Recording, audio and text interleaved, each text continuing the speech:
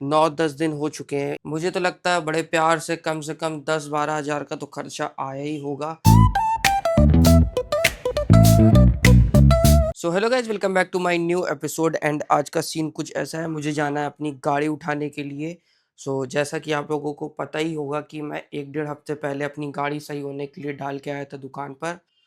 अब वो फाइनली सही हो चुकी है। अप्रॉक्सिमेटली मुझे 1 से डेढ़ मतलब कि 9-10 दिन हो चुके हैं, 1 हफ्ते से ज़्यादा ही हो चुका है। अब फाइनली उनका फ़ोन आ चुका है कि गाड़ी ले जाओ, बन गई है। अब चलते हैं, उठा के लाते हैं अपनी गाड़ी एंड देखते हैं कि उसमें कितना खर्चा आया हुआ है। मुझे तो लगता है बड़े प्यार से कम 10-12 हज़ार का तो खर्चा आया ही होगा। अब चलते हैं सबसे पहले दुकान पर एंड चेक करते हैं कि कितना रुपए का खर्चा आया है। एंड वैसे तो दुकान पास में ही है, मुझे ज़्यादा दूर जाना नहीं पड़ता है बस। यहाँ से तो मैं पैदल चला जाऊँगा एंड वहाँ से मैं गाड़ी उठा के ले आऊँगा। ज़्यादा दूर तो जाना नहीं होगा, बस पास में ही जाना है। अब चलते हैं सबसे पहले फटाफट। स्कूटी को बनने में इतना टाइम क्यों लग गया मैं आप लोगों को बताता हूँ। क्योंकि सबसे ज़्यादा उसमें इंजन का काम था, क्योंकि उसका इंजन सीज था, इस रीज़न की वजह से उसमें बनने में टाइम लग गया काफ़ी। यही रीज़न था कि 10-12 दिन लग गए हैं, बट अब फाइनली बन चुकी है। तो अब चल के लेके आते हैं उसको फटाफट। फाइनली स्कूटी ला चुका हूँ, मैं आप लोगों को दिखाता हूँ कि स्कूटी बन के कैसी आई है। ये आप लोग देख ही सकते हैं जो कि स्कूटी है सामने।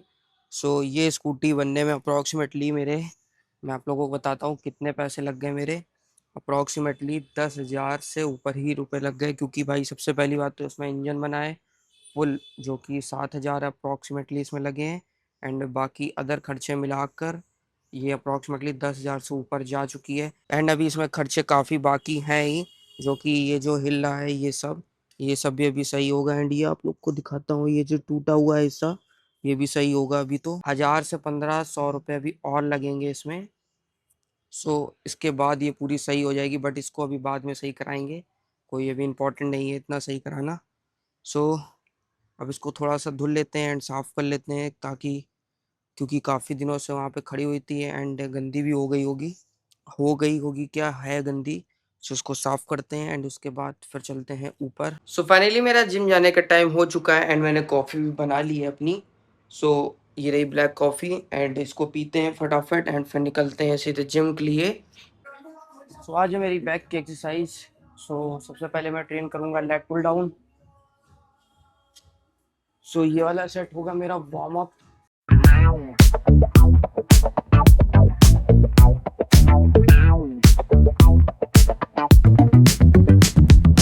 Rolling down the strip with the top peeled back. Sunshine beaming, yeah, the west where it's at. Ooh, yeah. Palm trees swaying, cool breeze in the mix. Say what? Side. अभी करते हैं single arm dumbbell row and मेरी one of the best exercises में से एक है। ये 30 का डंबल है, देखते हैं इससे कितने रैप्स आते हैं।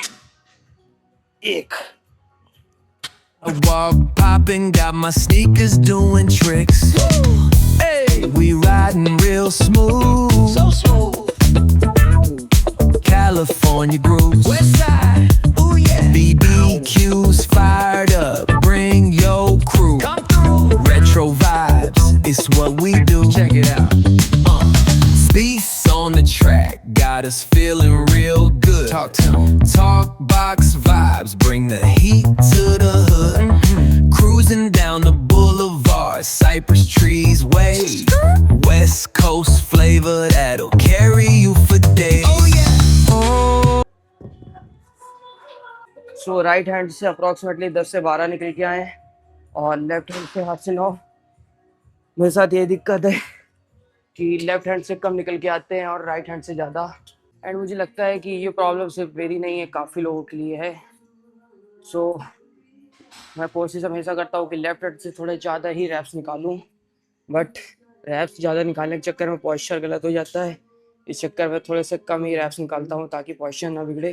अब ये मेरा पहला सेट था 30 से, उसके बाद दूसरा सेट करूँगा 35 से एंड तीसरा सेट करूँगा 40 से, और 40 से देखते हैं कितने रैप्स आते हैं। Oh, the ocean breeze, it calls my name. Seagulls and the sunset in this golden frame. That's right. Late night rhythm keeps it all so tame. So chill. West Coast dreams will never be the. सो ये 35 का dumbbell था। And अभी आप लोग ये सोच रहे होंगे कि जिम में इतने बलून्स क्यों लगे हुए हैं। सो इसका रीज़न है कि हर जिम को 2 साल हो चुके हैं पूरे। सो इस रीज़न की वजह से बलून्स लगे हुए हैं। Seagulls and the sunset in this golden frame. That's right. Late night rhythm keeps it all so tame. So chill. West Coast dreams will never be the same. Hey, we riding real smooth. You know it. California grooves. Ooh, that's right. BBQs fired up. Bring your crew all day. Retro vibes. It's what we do. तो अभी मैं आ चुका हूँ gym से घर वापस। And आप लोगों को मैं बाहर का मौसम दिखाता हूँ कि कैसा हो रहा है। सो मेरे को लग रहा है बारिश होने वाली है। एंड मैं आप लोगों को बता दूं, मैं अप्रॉक्सीमेटली आधा अपना कार्डियो यानी कि 5000 स्टेप्स जिम में ही पूरे करके अभी अभी आया हूँ। एंड जो बचे हुए 5000 हैं वो अभी मैं पार्क में जाके करूँगा, अगर बारिश नहीं हो रही होगी तो। वैसे अगर कल बारिश हो रही थी इस वजह से मैं चला गया था, बट बाद में जब बारिश बंद हो गई थी, अगर देखता हूँ बारिश बंद हो जाती है या नहीं भी होती है तो भी मैं चला जाऊँगा, कोई प्रॉब्लम नहीं है। तो क्योंकि मैं आप लोगों को वैसे भी बता चुका हूँ कि कार्डियो करने में मुझे कोई दिक्कत नहीं होती है। सो अब देखते हैं कि बारिश होती है कि नहीं। सो अब पीते हैं सबसे पहले क्रेटीन एंड बनाते हैं अपने ओट्स। एंड उसके बाद फिर देखते हैं कि बारिश हो रही है या नहीं। सो अभी मैं आ चुका हूँ पार्क में अपना कार्डियो पूरा करने के लिए। मैंने आप लोगों से बोला ही था कि अगर बारिश नहीं हो रही होगी तो मैं आ जाऊँगा अपना कार्डियो पूरा करने के लिए। एंड मैंने तभी भी आप लोगों को बताया था कि अप्रॉक्सीमेटली मैं 50% कार्डियो अपना जिम में ही पूरा कर चुका हूँ। सो अप्रॉक्स मेरा 5000 स्टेप्स यानी 50% अभी भी कार्डियो बचा हुआ था। सो इसी वजह से मैं आ गया यहाँ पे पूरे करने के लिए। सो फटाफट इसको करते हैं पूरा। सो फाइनली अभी मेरे 10 के स्टेप्स पूरे हो चुके हैं। अप्रॉक्सीमेटली मुझे 1 घंटा लगा। सो अब चलते हैं घर एंड लेते हैं चल के अपनी थर्ड मील। एंड मैंने आप लोगों को बता दूं कि मैं अभी ओट्स नहीं खा के आया था, अब जाके खाऊंगा। सो चलते हैं सबसे पहले घर। तो अभी मैं कार्डियो पूरा करके आ चुका हूँ घर। सो अब मैं बनाता हूँ अपने लिए ओट्स। सो सबसे पहले चलते हैं किचन में।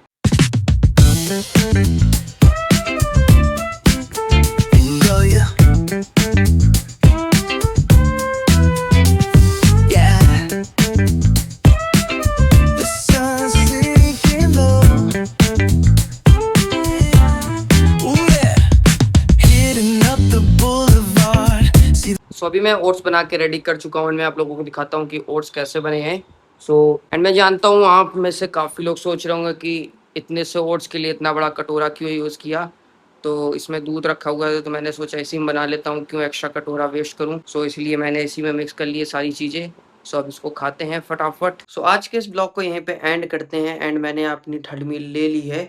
सो मैंने अपनी थर्ड मील में वही फ्राइड राइस लिए थे जो कि मैंने कल खाए थे। एंड बाकी काफ़ी लोग सोच रहे होंगे कि मैं अपनी मील्स को हमेशा सेम ही क्यों रखता हूँ।